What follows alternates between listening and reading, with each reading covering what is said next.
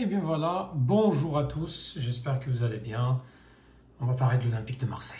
L'Olympique de Marseille qui est en crise, l'Olympique de Marseille qui, suite à sa défaite face au Stade de Reims, 3-1, une défaite scandaleuse avec un manque de motivation, un manque complet d'envie de jouer.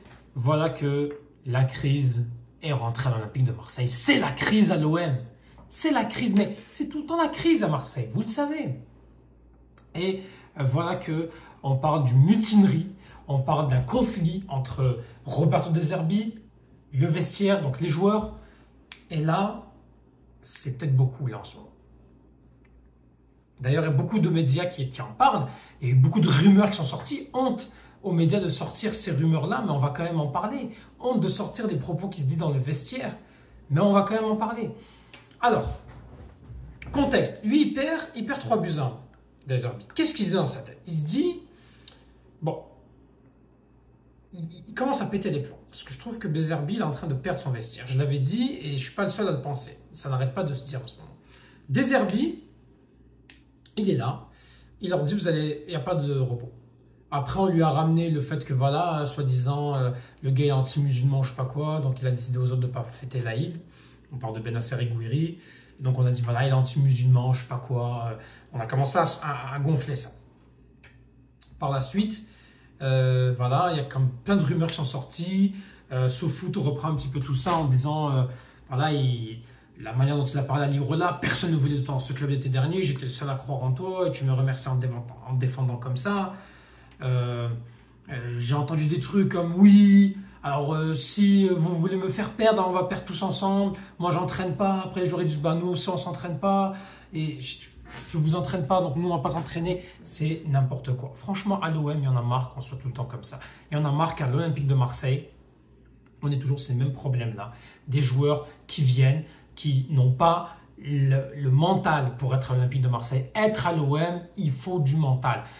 On peut discuter de ce qu'on veut, on peut discuter du fait qu'à Marseille, il y a trop de pression, que Marseille, c'est pas un club comme le standing du Real Madrid, du Barça ou je sais quel club, et que c'est normal qu'il faut être patient. Mais à un moment donné, moi, je trouve que les supporters, cette saison-là, ils ont été très patients. Ils ont été très patients, les supporters. Donc, il faut arrêter de mettre tout sur les supporters. Oui, les supporters, on s'enflamme, mais là, à un moment donné, c'est trop. Quand on voit les Greenwood, comment ils nous manquent de respect, comment on voit les Luis Enrique, comment ils pensent que, je sais pas, ils se prennent pour qui.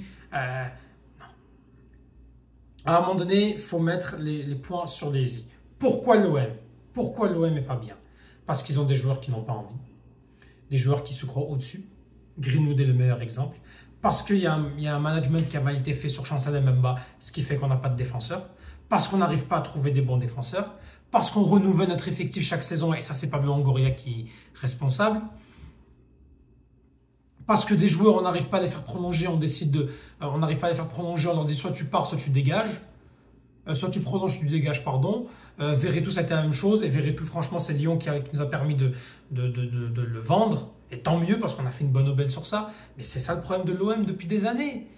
C'est ça le problème depuis des années. Et maintenant, à un moment donné, si maintenant, là, on est en train de vivre peut-être la chute, je ne sais pas si l'OM va encore plus chuter. Pour le moment, on est 3e. Donc on est encore qualifié en Ligue des Champions, mais là on vient de faire 3 défaites d'affilée. Si à Toulouse on continue à creuser notre trou, et que si à la fin de saison on n'est pas en Ligue des Champions, moi il ne faudra pas qu'on remette en question De Zerbi là. Là il va falloir qu'on remette en question M. Pablo Longoria. Pablo Longoria qui montre ses limites en tant que gestionnaire. C'est tout. Il faut dire les choses comme elles sont. C'est en tant que gestionnaire qu'il faudra qu'on remette les choses en question. Là, De Zerbi, il y a en plus la rumeur de l'AC Milan qui est sortie. Puis là, De Zerbi, j'ai l'impression qu'il est complètement perdu. Certes, il est en train de perdre son vestiaire, mais vous avez vu les joueurs comment ils ne courent pas? Vous avez vu comment il n'y a personne qui court? Vous comprenez? Dedic, vous avez vu son niveau? Je suis désolé, il y a des limites à un moment donné. Puis Benasser, j'ai rien contre Benasser. Pour moi, Benasser est un bon joueur. Mais le fait de ramener Benasser qui est blessé, attention. On fait encore une fois des paris à l'OM. Dedic, on le prend parce qu'on se dit, voilà, il a peut-être du potentiel. Mais c'est comme ça avec tous les joueurs. Même Greenwood, arrêtez-moi de le surcoter. Greenwood, il a rien du tout dans sa carrière. À Retafe, il n'a pas été bon. Hein. Retafe, ils l'ont pas gardé. Hein. Faut se poser des questions aussi. Hein. Donc voilà. L'OM va jouer Toulouse. L'OM va jouer Toulouse. Prochain match. Donc là, on joue Toulouse. Toulouse qui est 11e. Au Vélodrome. Ça va être chaud. Honnêtement, là, si Marseille ne gagne pas, je pense que la chute est... Le pronostic vital est engagé. Comme on dit dans les... quand quelqu'un est gravement malade et qu'il a, par exemple, il est blessé et qu'on dit le pronostic vital est engagé. Voilà, hein. Qu'est-ce que vous voulez que je vous dise? Qu'est-ce que vous voulez que je vous dise à part ça? C'est comme ça. Hein. L'OM doit gagner. Là, Monaco vient de perdre. Là, Nice, elle vient de perdre. En ce moment, au moment où je vous parle, il y a un match nul entre Lille et Lyon. C'est-à-dire que Marseille pourrait, quoi qu'il arrive, être encore sur le podium après la 28e journée. Mais là, il faut se ressaisir. Et puis, De Zerbi, il va falloir qu'il change des choses.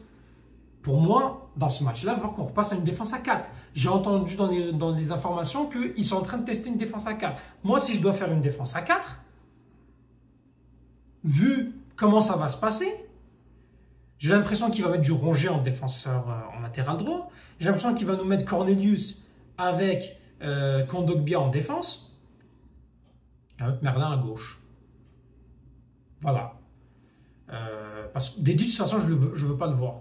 Je ne pense pas qu'en tant que latéral droit, il va aider parce qu'il est vraiment pas bon en défense. Franchement, on a vu ses limites, c'est très faible, Dédé. Au milieu de terrain, tu m'as mis à 3 avec là, Ojberg est forfait, donc tu nous mets Rabiot, tu nous mets Benasser et tu vas nous mettre Bilal Nadir. Nadir qui va courir. On sait que Nadir, il va courir. Là, Greenwood, tu le mets en ailier droit. Luis Enrique en ailier gauche et tu mets Guiri en pointe. Il faut arrêter les conneries de « ouais, je vais tenter ça » parce que De Zerbi, sa responsabilité, c'est de mettre les joueurs pas à leur poste. Et si on ne se qualifie pas en Ligue des Champions, le cas Chancel Mbemba, c'est sur la responsabilité des dirigeants. Je vous le dis. En tout cas, voilà ce que j'avais à dire pour l'OM. On espère une victoire. Moi, je serai derrière l'OM, quoi qu'il arrive. Et puis voilà. Merci à vous et à jamais les premiers.